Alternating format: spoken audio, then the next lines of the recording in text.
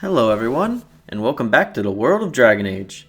The world of Dragon Age is very expansive, no more so than the Deep Roads, which we only explore one small part of in Origins, but there's still plenty of secrets to uncover.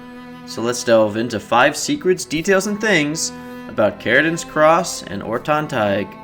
Starting off, our first encounter before exploring the Deep Roads proper is an encounter we have with some hired mercenaries who somehow braved the Deep Roads all the way to Caridins Cross to ambush the Warden.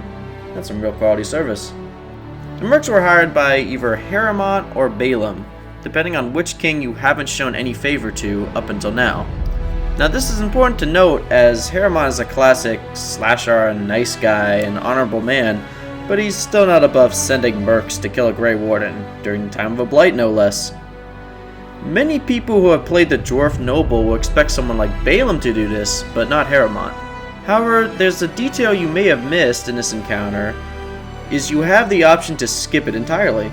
If you side with Harrimont during the Proven quest, then approach Vorktag Cavorn after meeting with Harrimont, and pass a persuasion check to meet with Balaam in secret, then do Balaam's quest of framing Harrimont while taking out the Carta, you technically are now officially working for both sides, and that means neither side will have a reason to send mercs after you, which skips this encounter entirely.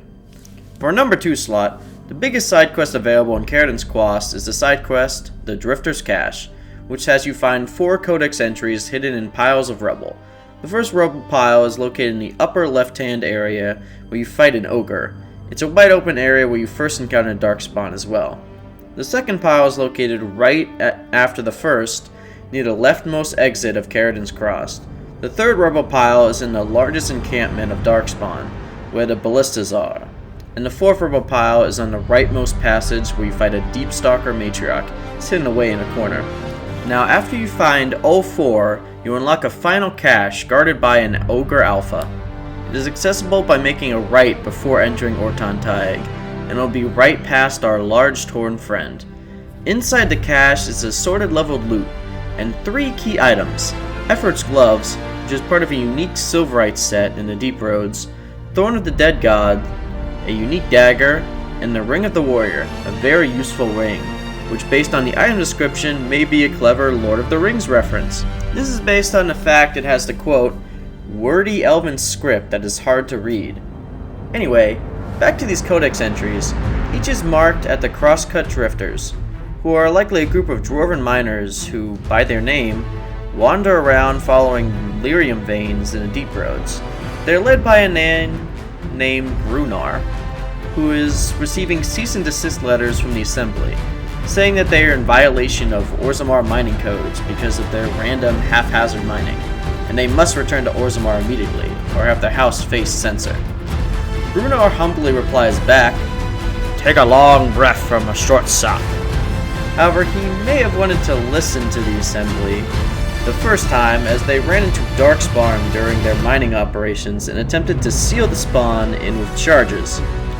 We don't know what became of them, but given the amount of Darkspawn still present in Caridins Cross, it's safe to say their plan didn't work. Still, the Warden recovering their cache can at least give them little comfort in knowing they will help us indirectly kill plenty of Darkspawn, wherever they are now. For number 3 slot, some Wardens may be asking, why are we in Ortan Thaig, when we were supposed to be looking for the Paragon Branca, and more importantly, the Anvil of the Void? Well, every location in Deep Roads in terms of the main quest are all linked to the Anvil's creator, Caradin, one way or another. See, Caradin was a smith of House Ortan, as his mother was a noble of the house, but his father was a smith, as the class of the dwarf is determined by the same-sex parent. Caradin's mother wanted her son close, however, and had Caradin work as an official smith of Ortan right here in this Thaig. All of this, however, happened hundreds of years ago, during the first Blight. For reference in Origins, we're facing the 5th Blight. And Caradin, seeing the destruction the Blight brought upon the world, decided to use his smithing expertise to help. He retrieved to an undisclosed location right away from the Thaig, and over the next few years built the Anvil of the Void to make golems. He was named a Paragon thanks to his ingenious military invention. Even after being named a Paragon and getting his own noble house, he still preferred to stay in Ortan Thaig, where his family was. Now Braca knew all of this, and spent most of her time exploring this Thaig to find additional info on where Caradin's true workshop and anvil was. We see such things like the Smith's Heart and Caradin's journal, which likely gives Braca the info she needed to find Caradin. For our number 4 slot, the quest Admiral Topsider, which is started officially when we find an unmarked grave in the corner of the right room where we see spiders and darkspawn fighting in Ortan Thaig. The quest has us find 3 parts of a blade, located throughout the Deep Roads. There's one on a Gemlock emissary in Caradins Cross in the south of the main darkspawn camp. The second is found in a vase in Ruck's camp, and the third is found after fighting the other 2 in the Dead Trenches, further past Ortan Thaig, by fighting an ancient darkspawn. We may talk about later. After we find all 3, we can return to the grave where the longsword Topsider's Honored can be repaired and used by the player. The sword is tier 7, the highest tier available, and gives 20% spirit resistance and 6+ damage to undead, and it has 3 rune slots, meaning if you add some cold iron runes to this blade, it essentially makes Dawnbreaker from the Elder Scrolls look like a wet tissue in comparison. Now, if you think I was going to give you the blade without talking about lore, then you're in the wrong place, Salraka. The blade was owned by an elf named Wilhelm Trialmont, who lived about 200 years prior to Origins, around the time of the Battle of Warden's Keep, during the exile of the Wardens from Ferelden. This context will become important later. Apparently, this elf went down with his family blade into the Deep Roads for no other reason than to kill as many darkspawn as possible. He follows a platoon of the Legion of the Dead, who at first ask why he even is here, and tell him to go home before he puts the Legion's patrol at risk. However, shortly after traveling with him, he earns the Legion's respect by being a precise and deadly killer of darkspawn, one that even few dwarves can hold a torch to. Eventually he fell, and the Legion of Dead buried him here in Ortan Thaig, to be joined with the stone, as an honored brother. However, apparently during one of his fights, the sword was taken by the darkspawn, and separated throughout the Deep Roads. It's interesting to note that this all takes place during the Warden's exile. It may be fair to say this man knew that the Grey Wardens were needed to keep the darkspawn in the Deep Roads at bay, and decided to make it his duty as a skilled warrior to do what the Grey Wardens could not. This is especially hinted at because the Codex entries constantly talk about how it's his honor and duty to do this, and how the Legion of Dead wonders why an elf cares because normally Topsiders only care about darkspawn during a blight, which makes it fitting if we can find the Polices again and pay our respects to this elven warrior, we can pick up right where he left off.